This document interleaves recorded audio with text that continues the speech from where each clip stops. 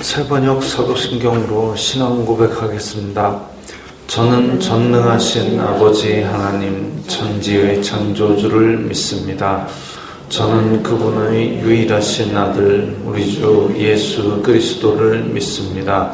그분은 성령으로 잉태되어 동정녀 마리아에게서 나시고 본디오 빌라도에게 고난을 받아 십자가에 못 박혀 죽으시고 장사된 지 사흘 만에 죽은 자 가운데서 다시 살아나셨으며 하늘에 오르시어 전능하신 아버지 하나님 우편에 앉아 계시다가 거기로부터 살아있는 자와 죽은 자를 심판하러 오십니다. 저는 성령을 믿으며 거룩한 공교회와 성도의 교제와 죄를 용서받는 것과 몸의 부활과 영생을 믿습니다. 아멘. 거룩하신 하나님 아버지 감사합니다. 간밤에도 편히 쉬게 해주시고 새벽에 기도하는 자리에 불러주시니 감사합니다. 이 시간 저희들 마음 중심으로 주님을 경외하게 하여 주시옵소서. 예수님 이름으로 기도드리옵나이다. 아멘. 찬송가 400장입니다.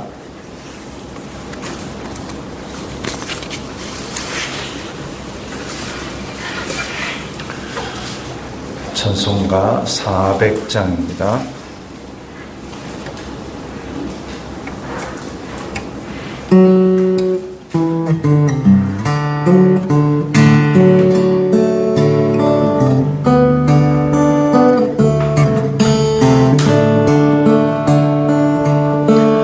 험한 시험물 속에서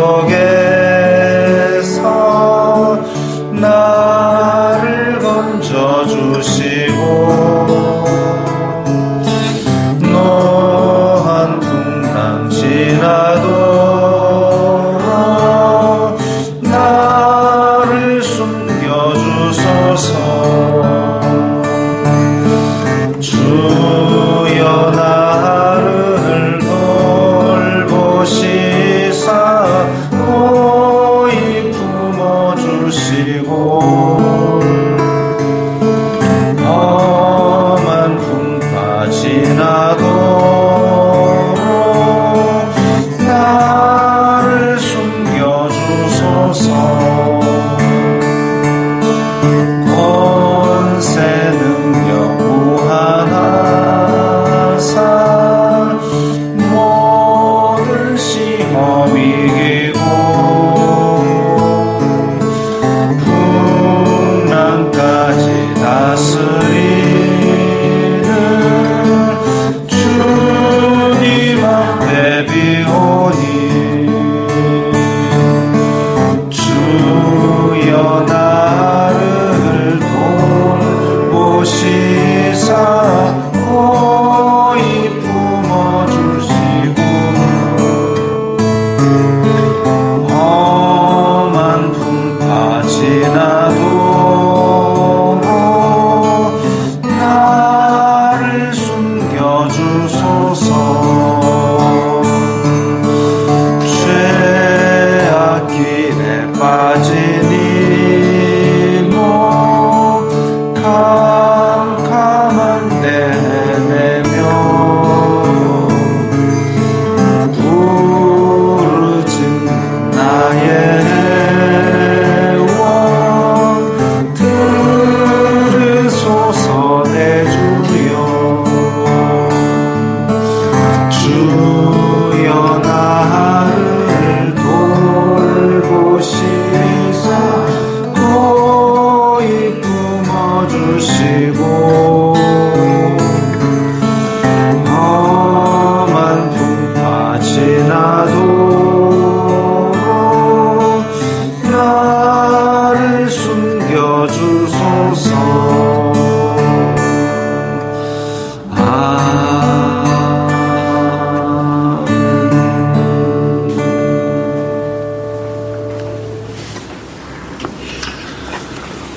말씀은 예레미야 18장 13절부터 23절까지의 말씀입니다.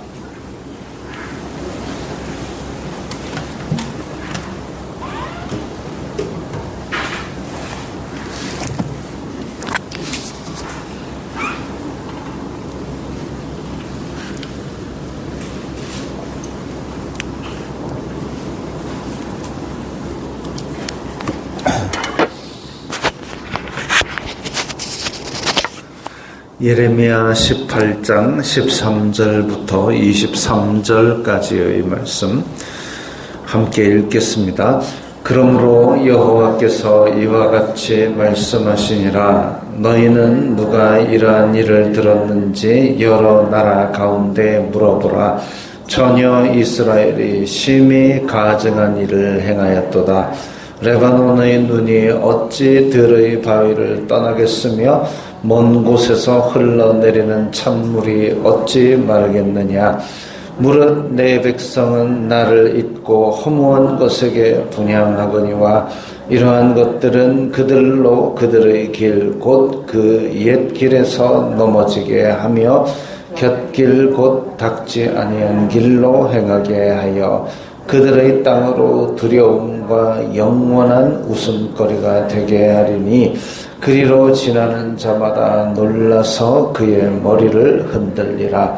내가 그들을 그들의 원수 앞에서 흩어버리기를 동풍으로 함같이 할 것이며 그들의 재난의 날에는 내가 그들에게 등을 보이고 얼굴을 보이지 아니하리라. 그들이 말하기를 오라 우리가 꾀를 내어 예레미야를 치자. 제사장에게서 율법이 지혜로운 자에게서 책략이 선지자에게서 말씀이 끊어지지 아니할 것이니 오라 우리가 혀로 그를 치고 그의 어떤 말에도 주의하지 말자 하나이다. 여호와여 나를 돌아보사 나와 더불어 다투는 그들의 목소리를 들어보옵소서. 어찌 악으로 선을 갚으리까마는 그들이 나의 생명을 해하려고 구덩이를 팠나이다. 내가 주님의 분노를 그들에게서 돌이키려 하고 주님의 앞에서 서서 그들을 위하여 유익한 말을 한 것을 기억하옵소서. 그러하온즉 그들의 자녀를 기근에 내어주시며 그들을 칼의 세력에 넘기시며 그들의 아내들은 자녀를 잃고 과부가 되며 그 장정은 죽음을 당하며 그 청년은 전장에서 칼을 맞게 하시며 주님께서 군대로 갑자기 그들에게 이르게 하사 그들의 집에서 부르짖음이 들리게 하옵소서. 이는 그들이 나를 잡으려고 구덩이를 팠고 내 발을 빠뜨리려고 올무를 놓았음이니이다. 여호와여 그들이 나를 죽이려 하는 계략을 주님께서 다 아시오니 그 악을 사하지 마옵시며 그들의 죄를 주님의 목전에서 지우지 마시고 그들을 주님 앞에 넘어지게 하시되 주님께서 노하시는 때에 이같이 그들에게 행하옵소서 하니라. 아멘. 오늘 예레미야의 어조는 사뭇 다릅니다. 예레미야가 이전에는 우리 백성 살려주세요. 그래도 하나님 용서해 주세요. 징징징징 짜는 그런 어조였다면 오늘 예레미야의 어조는 아주 단호하고 좀 억울한 그런 음성입니다. 오늘 말씀에서 보면 하나님께서 지적하십니다. 그러므로 여호와께서 이와 같이 말씀하시니라. 이제 하나님께서 이스라엘 백성이 왜 이렇게 나쁜 짓들을 행하느냐라고 지적을 하시는데 2000년, 3000년 전에 무슨 CCTV가 있었습니까? 누가 하나님께 계속 보고를 하는 것도 아닌데 은밀한 일과 이스라엘의 범죄를 다 아시고 선지자를 통해서 지적하시니까 생각해 보십시오. 내가 아무도 모르게 죄를 지었습니다. 그런데 생판 모르게 생긴 이 예레미야 선지자가 와가지고 하나님이 너 이런 죄 지었다고 지적하신다. 너 이제 하나님 앞에 회개해라 라고 얘기하니까 깜짝 놀라는 거죠. 깜짝 놀라고 그 다음에 하나님 제가 잘못했습니다 하면 그게 지금 우리가 생각하기에는 맞는 것 같은데, 그런데 이스라엘 자손들은, 그리고 죄에 빠져 있는 사람들은 그걸 무섭다, 와 어떻게 알았지? 라고 생각한 다음에는 회개를 하는 게 아니라 예레미야를 공격합니다. 이 참 다윗이 하나님 뜻에 합한 사람이라는 이야기를 들은 이유는 이 생판 듣도 보도 못한 선지자가 나타나가지고 그 죄인이 바로 다윗 당신입니다 라고 했을 때에 저놈을 죽여라 안 하고 엎드려서 회개를 했기 때문에 하나님의 뜻에 합한 사람이라는 얘기를 들은 겁니다. 그 다윗이 우리아를 죽이고 그 아내를 데려온 것 아주 나쁜 일입니다. 그리고 그것을 쥐도새도 모르게 궁궐 안에서 자기 신복들로 다다다닥 처리했는데 그걸 어떻게 알고 선지자가 다가왔겠습니까? 아주 사악한 짓입니다. 그건 누가 뭐라 해도 그건 사악한 짓이고 그건 하나님의 뜻이 아닙니다. 그럼에도 불구하고 진짜 그때 처음 등장하는 선지자가 나타나가지고 다윗 당신이 잘못이야라고 그렇게 강력하게 비난했을 때에, 꾸중했을 때에 하나님께 엎드렸기 때문에 우리가 타락한 본성을 가지고 있기 때문에 죄를 지을 수 있고 허물을 가질 수는 있으나 안 지으려고 애를 써야 되고 그것을 지적하는 말씀 앞에 엎드려야 하나님의 뜻에 합한 자가 되는 것인데, 그런데 다윗 말고 많은 사람들, 대부분의 사람들은 어떻게 하느냐? 선지자를 좁힙니다. 오늘 예레미야가 그런 이야기지요. 제가 또 어제 이상한 얘기를 들어가지고 그 우리아의 아내 분명히 누가 동네 개가 다 짖어도 다윗이 잘못한 게 맞습니다. 근데 어떤 사람이 성경을 해석하기를 다윗은 그리스도를 예표하고 우리아의 아내는 우리를 상징하고 그래서 우리아 세상의 신랑이 되는 뭐 재물과 이런 거를 다 버려버리고 다윗을 따라가야 된다. 해석을 그렇게 하면 안 됩니다. 누가 봐도 잘못이고 누가 봐도 부정한 짓입니다.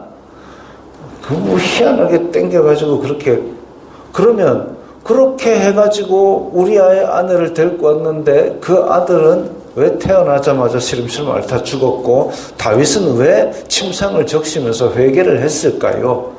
그 다음에 해석이 안 되지 않습니까? 성경을 이상하게 갖다 붙이고 그렇게 해석하는 거 아니고 우리가 늘 아는 말씀, 몰라서 그렇게 해석 못하는 게 아니에요. 이상하게 해석하는 거 아니고 늘 아는 말씀대로 그건 분명히 누가 봐도 죄악입니다. 그러나 그 뒤에 엎드려서 회개하는 것이 하나님의 사람들의 믿음의 행위이고, 자, 그런데 믿음의 행위를 안 하고 예레미야를 좁혀고 죽이려고 그럽니다. 14절에 보면 레바논의 눈이 어찌 들의 바위를 떠나겠으며 먼 곳에서 흘러내리는 찬물이 어찌 마르겠느냐.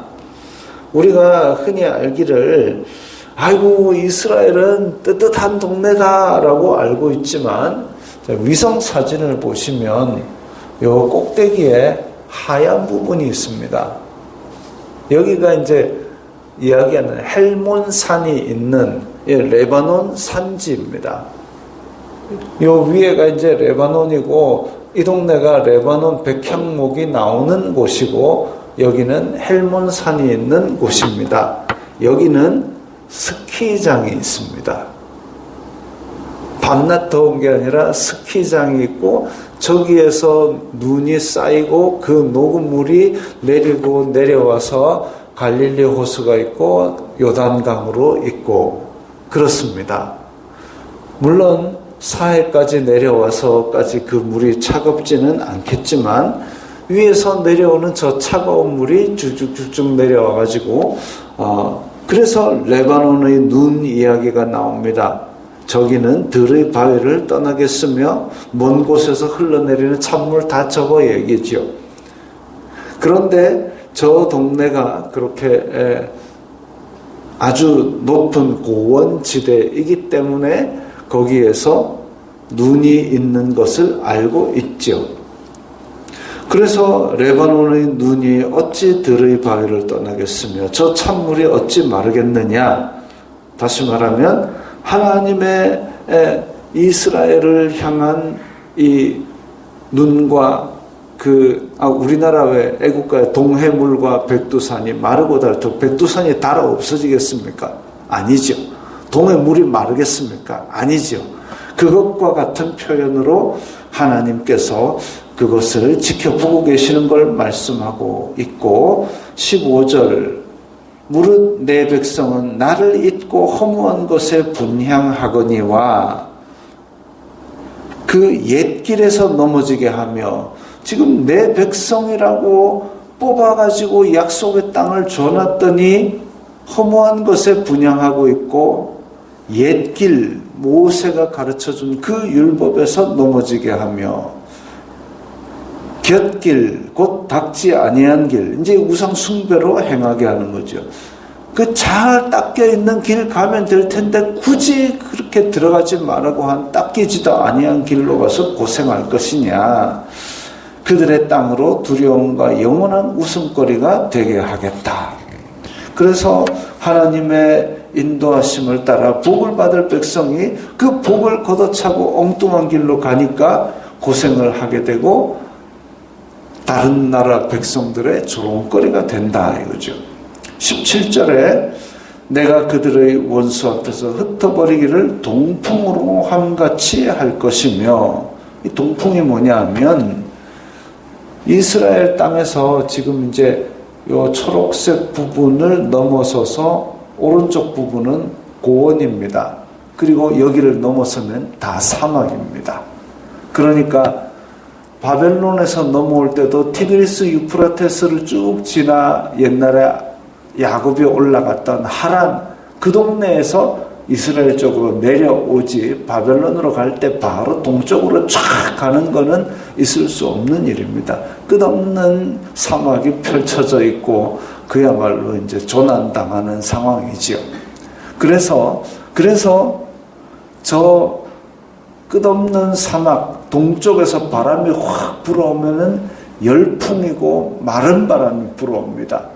그게 이제 이스라엘에서 5월에서 10월까지 건기에 불어오는 바람입니다. 물론 서쪽에 지중해가 있어가지고 그렇게 너무 바싹 다 말라가지고 이스라엘도 사막이 되고 그러지는 않지만 저 산을 동쪽에서 산맥을 넘어오는 저 바람이 뜨거운 열풍이 마른 바람이 확 불어오게 되면 바싹 말라버리는 거죠. 그래서 여름은 고온 건조, 겨울은 온난 습윤. 그게 지중해성 기후입니다. 그러니까 겨울이 약간 촉촉하면서도 덜 춥고 여름은 바싹 말라버리고 아주 뜨거운 여름이 되는 거죠. 그래서 지금 원수 앞에서 흩어버리기를 동풍으로 함같이 할 것이며 뜨거운 바람이 확 불어와서 샘이나 물이 없으면 바싹 말라버립니다. 그렇게 바싹 말라버리는 가뭄이 오는 거죠. 우리나라에 이제 많은 부분이 논농사로 쌀 농사를 짓고 살지 않습니까? 근데 이게 우리나라의 기후가 참 그런 게 논에 물이 있어야 되죠. 물이 있어야 되는데 물이 있으려면 비가 많이 와야 됩니다.